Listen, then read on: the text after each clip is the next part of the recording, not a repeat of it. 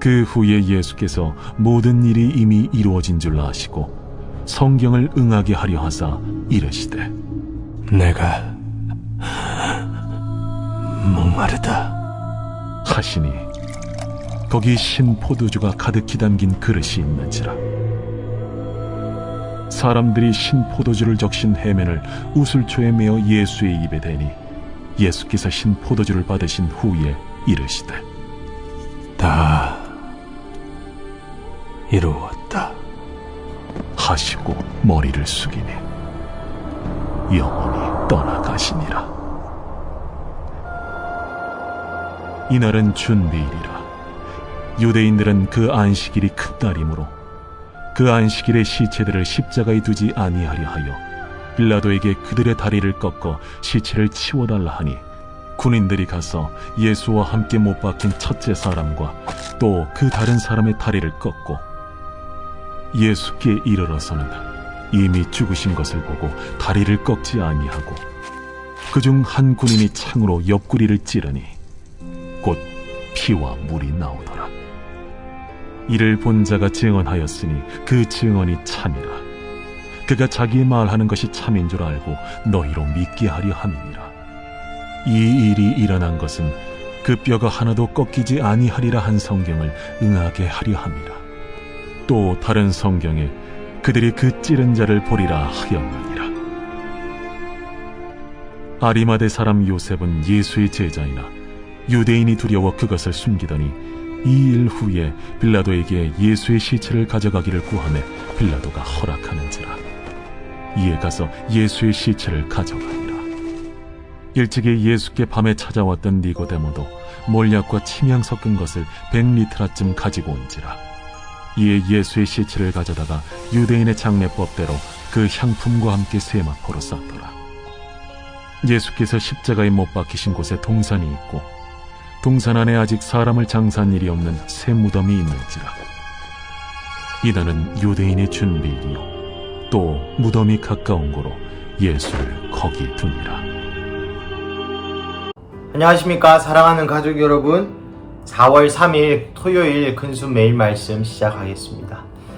어제 예수님께서 돌아가셨습니다. 오늘은 예수님께서 돌아가신 후 첫날이죠.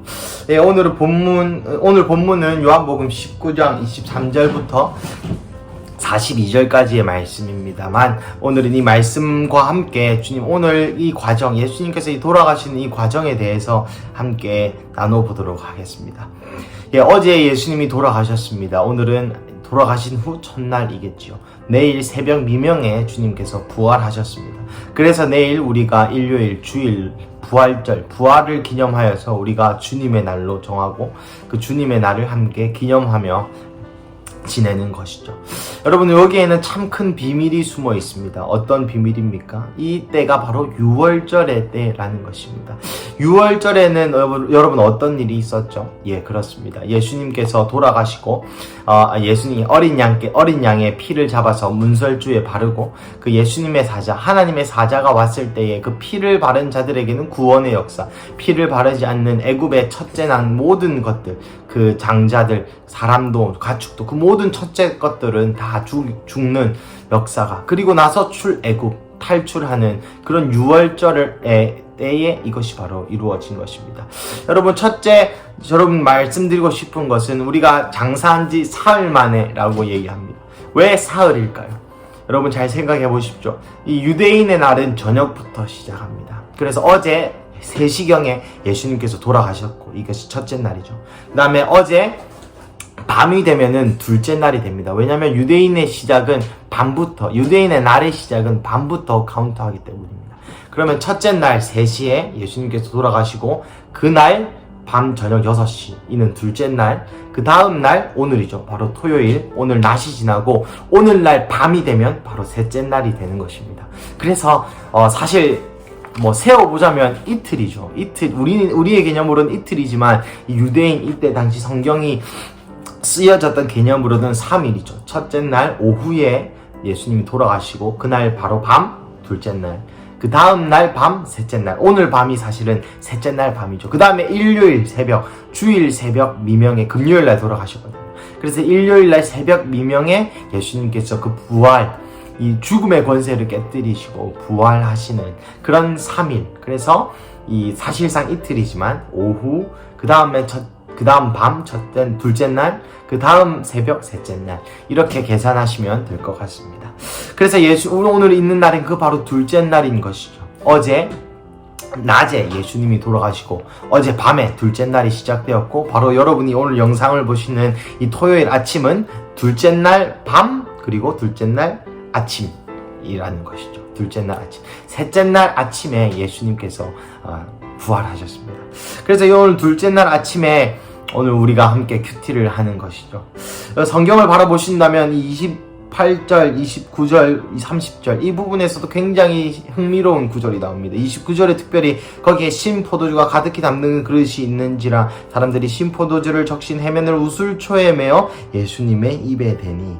여러분, 이 신포도들을 예수님께서 주었던 이유는 많은 학자들이 말하기를 이게 마취제다 뭐다 이렇게 많은 이야기들이 있습니다. 하지만 제가 오늘 집중하고 싶은 부분은 바로 이 우슬초에 메어서 예수님 입에 갖다 댔다는 것이죠. 여러분, 이 우슬초는 그 유대인의 정결 예식에 쓰인 떨기나무로 6월절의 문설주에 어린 양의 피를 바를 때 쓰였습니다. 이 우슬초가 그 어린 양, 과거에 출애굽할 때 그 6월절 당시에 그 어린 양의 피를 찍어 바를 때 이 우슬초를 썼다는 것이죠. 그와 동일한 우슬초를 예수님의 입에 갖다 대는 것이죠. 그것도 포도주로.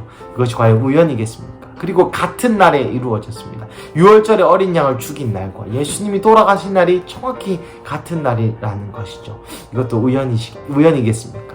주님 나라에는 우연이 없죠. 주님이 상징적으로 우리에게 여전히 말씀하고 계시는 것입니다.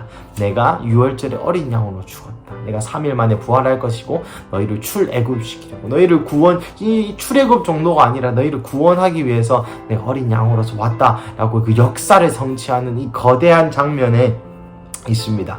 그리고 나서 예수님이 이제 옆구리를 찔리시는 부분들, 그리고 새 무덤에 장사되는 그런 부분들이 나오는데요. 이런 성경의 어떤 지식들, 이런 또 성경의 어떤 이런 것들을 저도 이제 주석도 찾아보고 영어 성경도 대조해보고 이렇게 읽다가 제 마음 가운데 그런 생각이 들었습니다.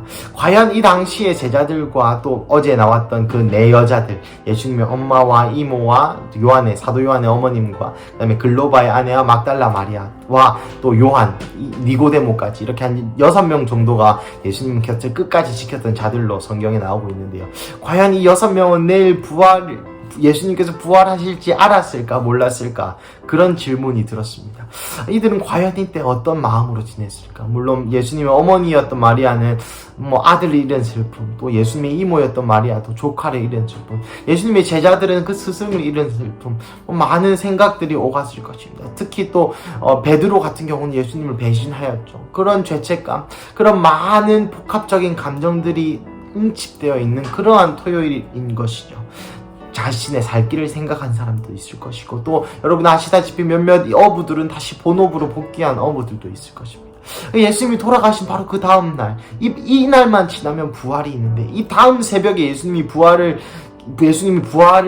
그 능력을 이 세상에 나타내실 텐데, 과연 이때의 제자들은 어떤 마음이었을까?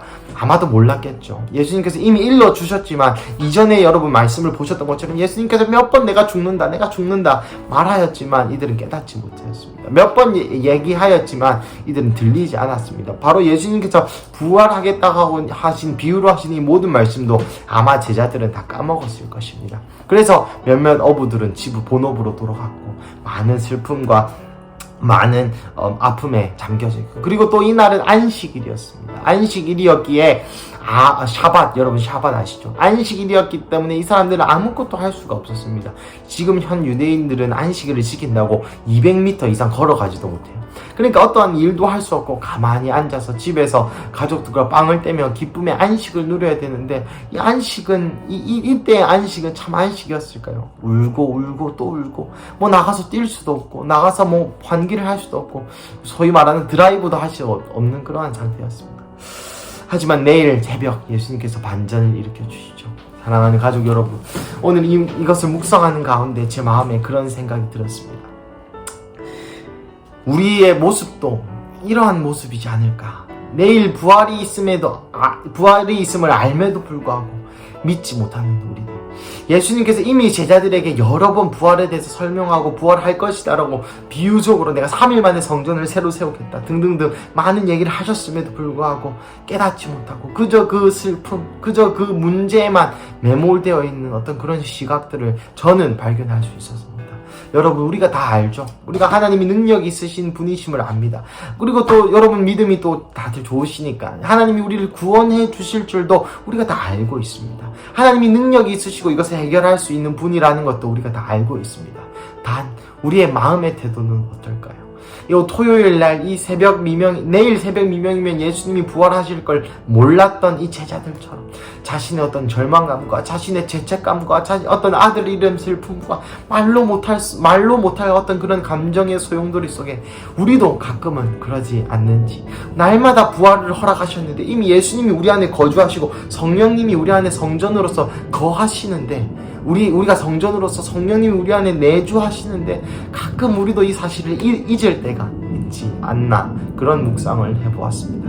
사랑하는 가족 여러분, 어제 성금요일이 지난 오늘 토요일, 내일 부활을 준비하는 우리 새로운 성도들의 마음의 태도 안에 물론 기쁨이 있어야 할 것입니다. 하지만 이것이 단순히 내일 부활만을 위한 것이 아니라 예수님이 부활하셔서 영원히 살아계시는 날마다 이 부활의 역사를 체험하는 그런 우리 가족 여러분들 되시기를 주님의 이름으로 축복합니다. 여러분, 일이 잘 안 풀리십니까? 여러분, 마음에 슬픔이 있으십니까? 이 예수님의 어머니 마리아처럼 아들을 잃은 그런 슬픔과 같은 그런 위기 속에 있으십니까? 여러분, 기뻐하십시오. 부활의 예수님이 내일이면 새벽 미명에 죽음을 부수시고 일어나십니다. 아니요, 내일이 아니라 지금도 여전히 부활하신 하나님께서 보좌 우편과 또 내 마음속과 세상 어디에도 그 부활의 능력으로 아들 된 우리가 그 권세를 누릴 수 있습니다. 여러분, 기뻐하십시오. 여러분, 오늘도 내일을 기다리지 마시고, 내일 부활절이라서 내일 부활의 기쁨에 젖어드는 것이 아니라 바로 오늘 가운데도 지금도 살아서 여전히 역사하시는 그 예수님의 부활로 함께 살아가시고 예수님의 부활의 능력으로 기뻐하시는 그런 토요일 되시기를 주님의 이름으로 축복합니다. 함께 기도하시겠습니다. 사랑하는 하나님, 감사합니다. 하나님의 아들이신 예수님을 보내주셨고 어제 예수님의 돌아가심을 통하여서 주님 예수님의 그 피를 통하여서 우리가 제사함을 누리고 오늘 그리고 내일 아침 새벽 미명의 그 죽음을 이기시고 부활하실 주님을 기대합니다. 하나님 감사합니다. 하나님, 단순히 내일이 부활절이어서 오늘 기대하는 것이 아니라 그 부활한 주님이, 내일 부활하실 그 주님이 오늘도 여전히 살아계셔서 그 부활의 역사를 우리에게 나타내시고 있고 또한 그 부활의 역사가 단순히 그냥 예수님께서 부활하신 위대한 사건이 아니라 오늘날 나에게도 그 부활의 능력으로 그 부활의 사랑으로 부활의 권능으로 오늘도 우리에게 역사하심으로 인하여서 주님 감사합니다. 주님, 우리가 주님의 아들 된 자로서 주님의 권속으로서 오늘도 그 부활의 능력에 힘입어 살아가게 하여 주시옵소서. 오늘 토요일 하루를 시작하는 이 아침 가운데 오늘도 부활의 능력으로 우리 안에 있는 모든 것들이 부활되고 자녀를 잃은 슬픔이 부활되고 나의 그 실패와 죄책감으로부터 부활되고 내가 아는 모든 나의 실패와 그 좌절감으로부터 부활되는 그런 토요일 되게 하여 주시옵소서. 주님, 우리를 위하여 부활하여 주셔서 감사합니다. 이 모든 말씀 살아계신 예수님의 이름으로 기도드렸습니다. 아멘.